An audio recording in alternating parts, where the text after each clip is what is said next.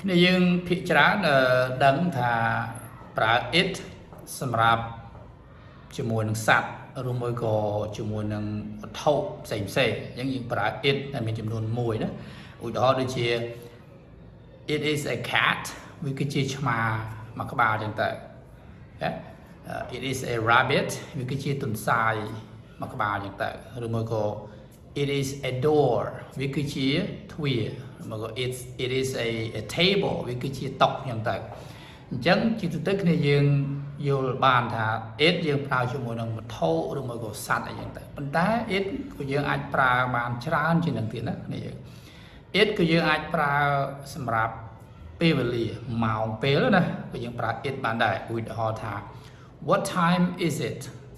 តើវាម៉ោងប៉ុន្មានហើយអញ្ចឹង it ហ្នឹងក៏យើងប្រើជាមួយនឹងម៉ោងបានដែរអូខេ it's 3 o'clock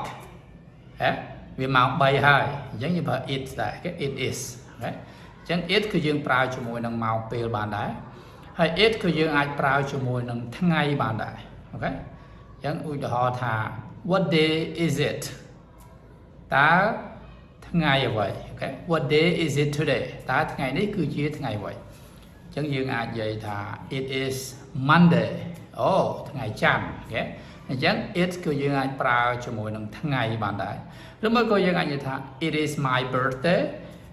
វាគឺជាថ្ងៃខួបកំណើតរបស់ខ្ញុំអញ្ចឹង it គឺយើងអាចប្រើចឹងបានដែរណាជាមួយថ្ងៃហើយ it គឺយើងអាចប្រើជាមួយនឹងធាតុអាកាសបានដែរធាតុអាកាសក៏យើងប្រើ it បានដែរឧទាហរណ៍ដូចជា it is sunny វាបើកថ្ងៃយ៉ាងដែរណា it is warm វាក្តៅល្មម it is raining វាកំពុងភ្លៀងit is cloudy វាមានពពកច្រើនយ៉ាងទៅអញ្ចឹង it ក៏យើងអាចប្រើជាមួយនឹងធាតុអាកាសបានដែរ it ក៏យើងអាចប្រើជាមួយនឹងចម្ងាយអូខេតើទៅនឹងចម្ងាយក៏យើងអាចប្រើបានដែរអូខេឧទាហរណ៍យើងសួរថា how far is it from your home to your workplace តើវាមានចម្ងាយប្រមាណដែរពីផ្ទះរបស់អ្នកទៅកន្លែងការងាររបស់អ្នកអញ្ចឹងអាហ្នឹងក៏យើងអាចប្រើ it ដែរចម្ងាយណាចម្ងាយអញ្ចឹងយើងអាចនិយាយទៅ it is 5 kilometers អូវាមានចម្ងាយប្រហែលវាមានចម្ងាយ5គីឡូម៉ែត្រអូខេ kilometer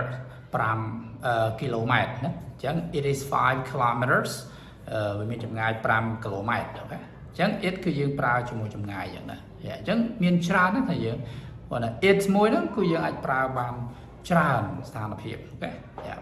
សូម្បីតែមនុស្សយើងហ្នឹងក៏យើងអាចប្រើ it បានដែរណាគ្នាយើងអ្នកខ្លះកុំច្រឡំថា it មិនអាចប្រើមួយមនុស្សបានទេអត់ទេ it គឺយើងអាចប្រើជាមួយនឹងមនុស្សបានដែរឧទាហរណ៍ថាខ្ញុំអង្គុយក្នុង office ចឹងទៅគេគូទ្វារតុកហើយទៅខ្ញុំសួរថា who is it ពីណាគេហ្នឹងអូខេអញ្ចឹងគាត់ឆ្លើយថា oh it's John it is John មានថាខ្ញុំ John អូខេអញ្ចឹងកន្លែងហ្នឹង it គឺយើងអាចប្រើជាមួយនឹងមនុស្សបានដែរអូខេអញ្ចឹងមិនចំពោះតែសត្វវត្ថុ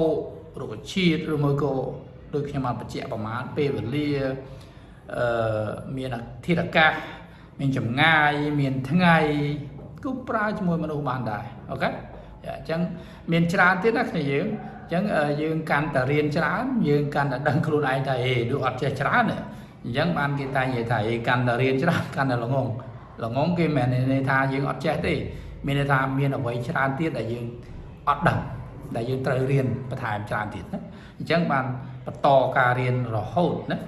អ្វីថ្មីមានជានិច្ចអញ្ចឹង keep learning and keep improving yourself and don't forget to practice speaking your English every day to make your English fluent. That's it. Have a nice day. Thank you.